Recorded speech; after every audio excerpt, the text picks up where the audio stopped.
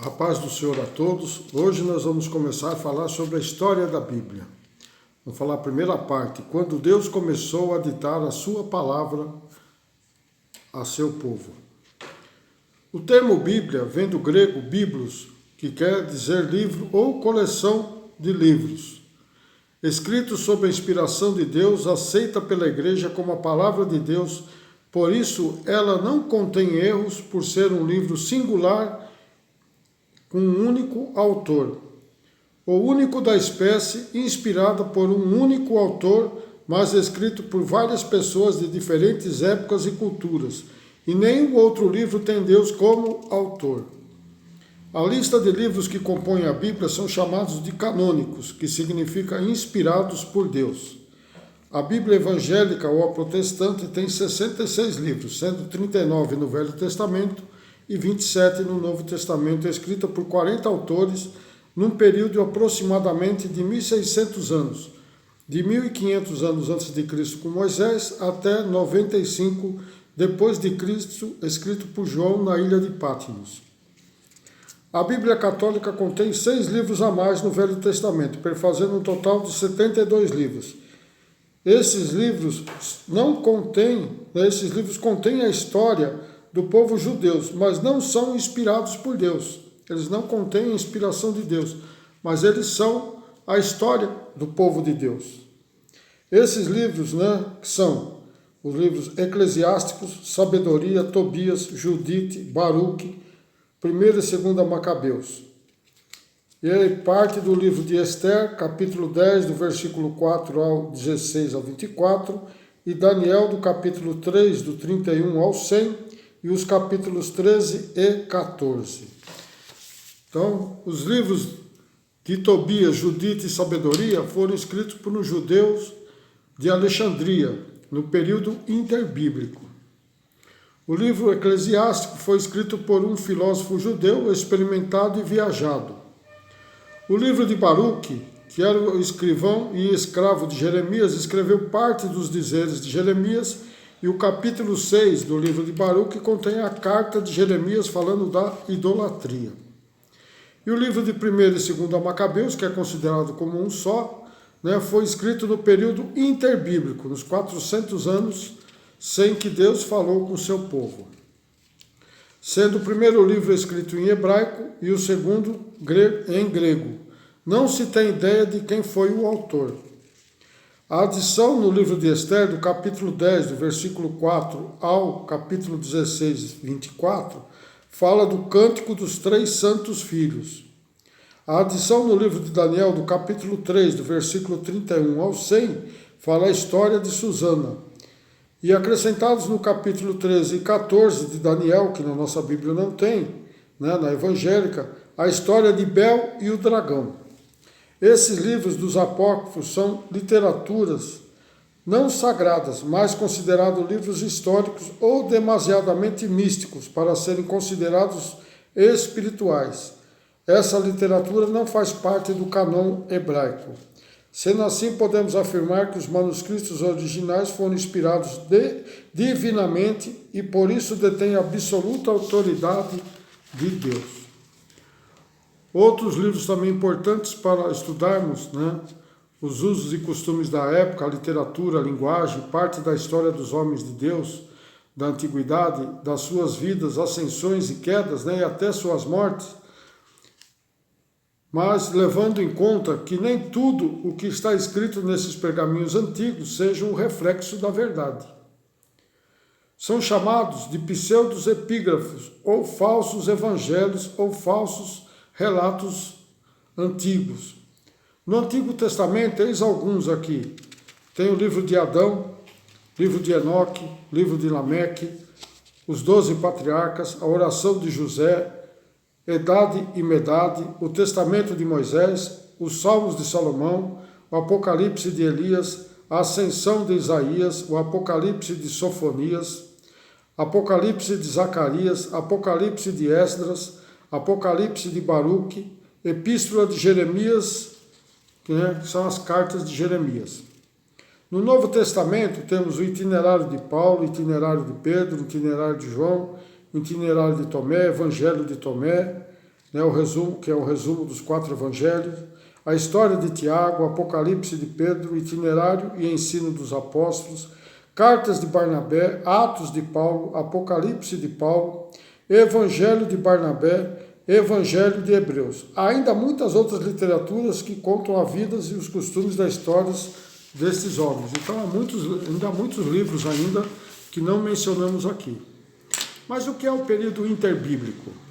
O período interbíblico vai de Malaquias a Mateus e encontra-se um silêncio divino por 400 anos.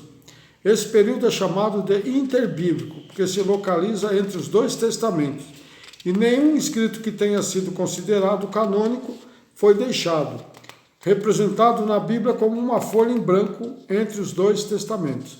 Então você pode abrir sua Bíblia e vai ver que tem uma folha em branco entre os 2 testamentos. Isso representa os 400 anos que Deus não falou, né, com o seu povo. Mas Deus, primeiramente, teve que escolher um povo para ele, um povo próprio, para então passar os relatos bíblicos. Está lá em Deuteronômio 4:7.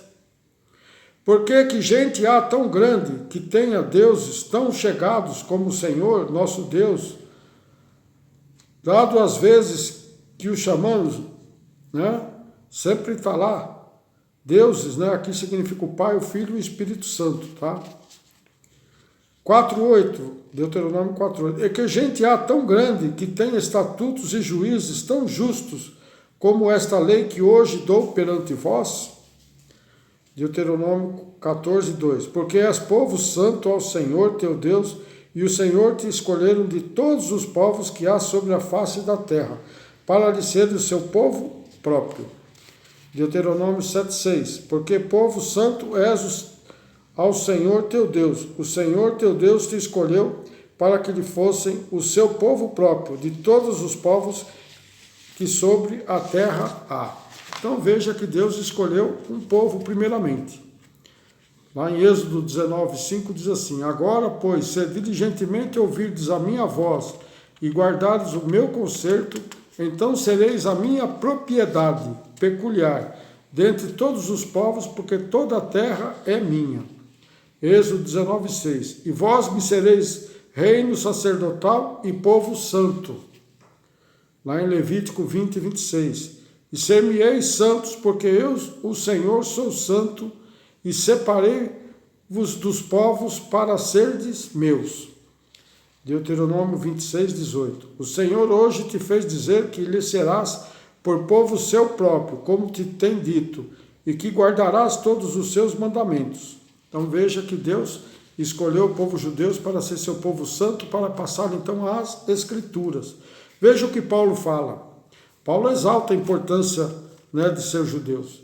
Romanos 3:1. Qual é logo a vantagem do judeu e qual a utilidade da circuncisão? No capítulo 3 de Romanos, no versículo 2, diz assim: muito, em toda maneira, porque primeiramente as palavras de Deus lhe foram confiadas. Veja bem que as palavras de Deus foram confiadas primeiramente aos judeus. Tanto o Velho Testamento como o Novo foram escritos todos por judeus, tá? Então, judeus que escolheu esse povo próprio para escrever a sua palavra. Depois de ter escolhido seu povo, como eles deveriam registrar a palavra de Deus? Como é que eles iam registrar? Naquela época, não tinha hoje as facilidades que temos, né, de caderno, papel, hoje computadores, né? Naquela época eles tinham que usar o que tinha, então eles usavam aí madeira, usavam pele de animais, usavam o papel, né, que era o papiro que tinha na época, lá feita pelos egípcios, e depois foram usando, né, com o passar do tempo, foram se aperfeiçoando e foram usando outros materiais. Mas depois de Deus ter escolhido, né, seu povo, ele quis que registrasse as palavras. Na antiguidade, né, os homens escreviam naquilo que tinham, né? Então eles não tinham como fazer como hoje, né? Hoje nós temos muito mais facilidades. Mas vamos ler, vamos lá, Êxodo 31:18. E deu a Moisés, quando acabou de falar com ele no Monte Sinai, as 2 tábuas do testamento, né, os 10 mandamentos, tábuas de pedra escrito pelo dedo de Deus. Aí Moisés quebrou as pedras, porque viu o povo lá em pecado, em Êxodo 34:1 diz assim: Então disse o Senhor a Moisés: lavra-te 2 tábuas de pedra como as primeiras, e eu escreverei nas tábuas as mesmas palavras que estavam nas primeiras tábuas de pedra que tu quebraste. Então, veja bem que ao primeiro as leis foram dadas, né, em pedra, para que ninguém apagasse e ninguém mudasse o que Deus escreveu. E foi o próprio dedo de Deus que escreveu, o próprio Deus que escreveu as 2 versões da tábua, né, a primeira e a segunda, quando Moisés tinha quebrado a primeira. Isaías 57:8, parte A, diz assim: e detrás das portas e dos umbrais põe os teus memoriais, quer dizer, atrás das portas, nos umbrais, nas madeiras, né, escreve tudo aquilo que foi falado. Deuteronômio 6:9 diz assim: e as escreverás nos umbrais da tua casa e nas tuas portas. Também está lá em Deuteronômio 11:20. Quer dizer, se escrevia em madeira, né? Então, conforme o que tinha, Moisés ia escrevendo conforme ele estava lá, né? Deuteronômio 27:2. Será, pois, que no dia em que passares o Jordão, a terra de que der o Senhor teu Deus, levantar-te-ás uma pedra grande e as caiarás. Deuteronômio 27:13. E havendo passado, escreverás nelas as palavras desta lei, para estares na terra de que der o Senhor teu Deus, terra que emana leite e mel, como te disse o Senhor, Deus de todos os seus pais, né? Deus dos seus pais. Então veja que agora Deus falou para ele escrever aonde? Em pedra. Mas Moisés também escrevia também em tabuetas de argila, né? Também era usado naquela época. Isaías 8:1. Disse-me também o Senhor: toma um grande volume e escreve nele, e em estilo de homem. Isaías 30, versículo 8. Vai, pois, agora escreve isto em uma tábua perante eles e apontam em um livro, para que fique escrito para o tempo vindouro, para sempre e perpetuamente. Então Deus falou para ele, estava ali naquela hora, no dia de escrever, escreve na tábua, mostra para quem está ali, e depois vai e passa a limpo, né? Num livro grande, passa a limpo no livro. Jeremias 30, versículo 2. Assim fala o Senhor Deus de Israel, dizendo: escreve num livro todas as palavras que te tenho dito. Jeremias 36, 2. Toma o rolo de um livro e escreve nele todas as palavras que te tenho falado sobre Israel e sobre Judá e sobre todas as nações, desde o dia em que eu te falei a ti, desde os dias de Josias até hoje. Então veja que Deus falou para ele escrever em livros e escrever também em rolo de livro, que eram os pergaminhos. Jeremias 36, 18. E disse-lhe Baruque: com a sua boca ditava-me todas as palavras e eu as escrevia no livro com tinta. Então veja que Baruque, que era que passava limpo, né? Depois escrevia no livro com tinta. Abacuque 2:2. Você pensa que outdoor não existia? Já existia naquela época.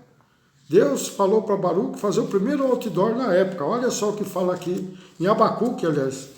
Em Abacuque 2:2 diz assim: então o Senhor me respondeu e disse: escreve a visão e torna bem legível sobre tábuas, para que a possa ler a que correndo passa.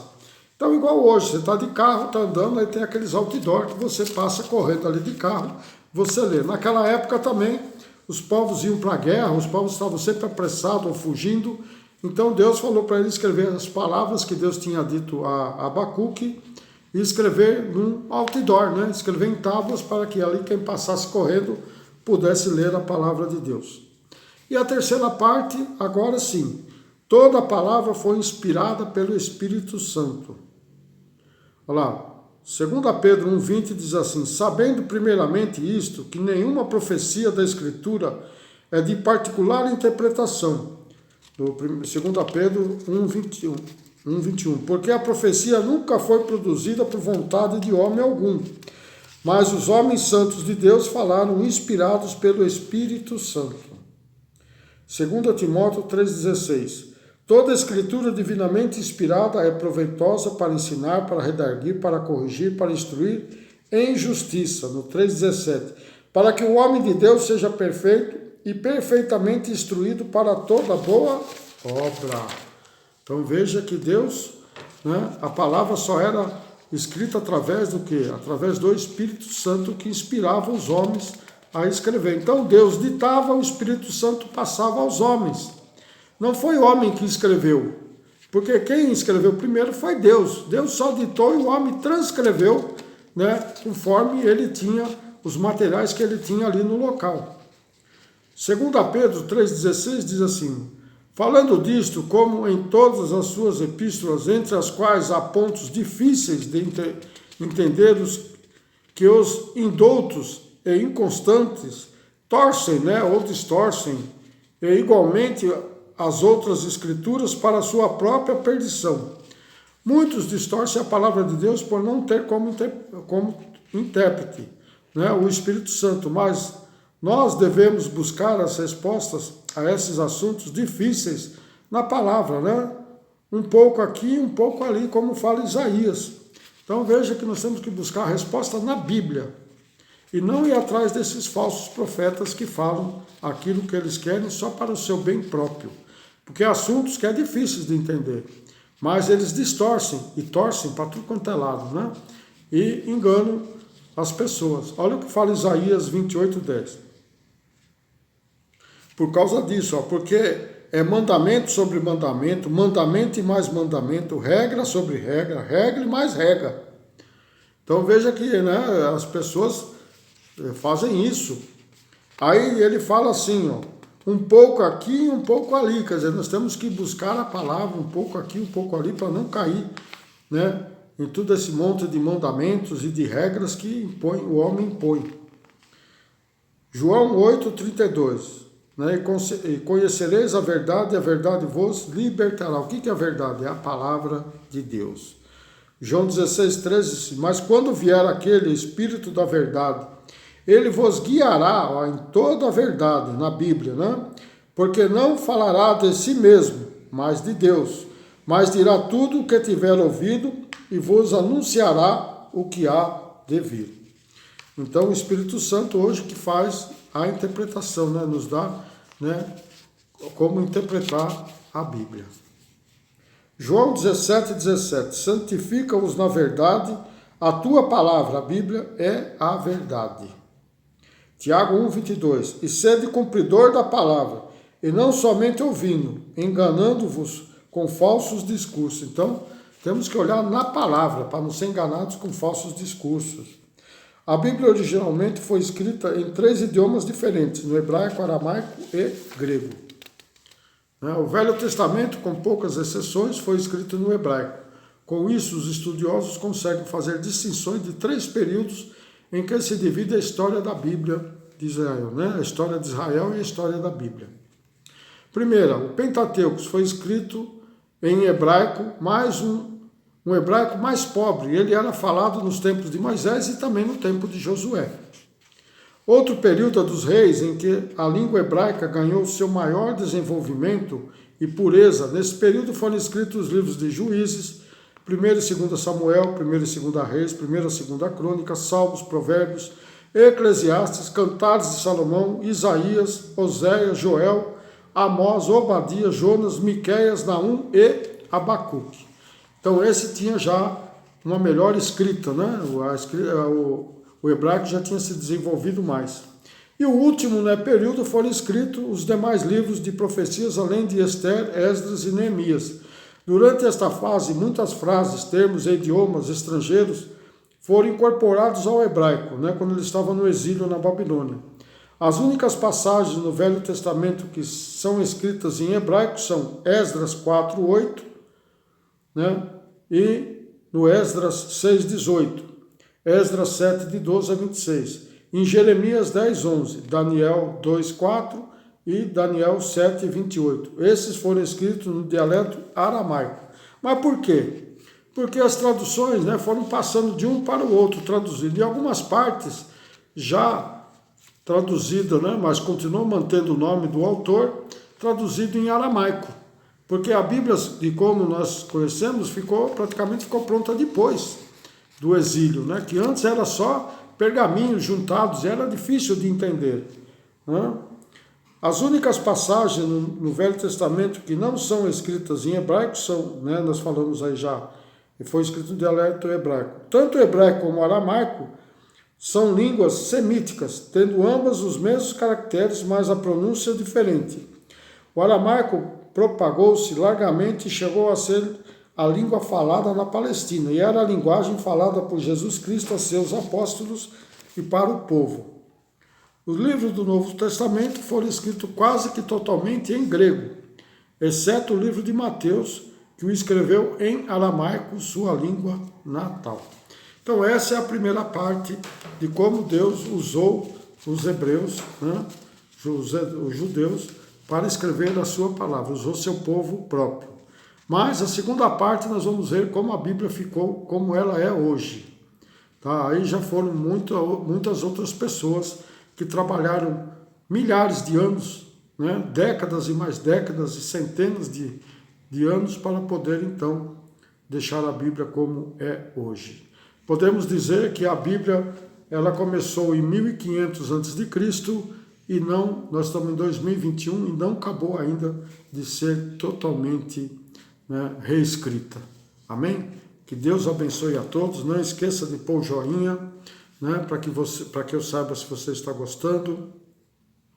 Compartilhe com seus amigos, né, e inscreva-se. Você que quer aprender mais, inscreva-se. E na próxima postagem nós vamos falar a segunda parte de como a Bíblia ela é hoje, como é assim, dividida em capítulos e versículos. Amém?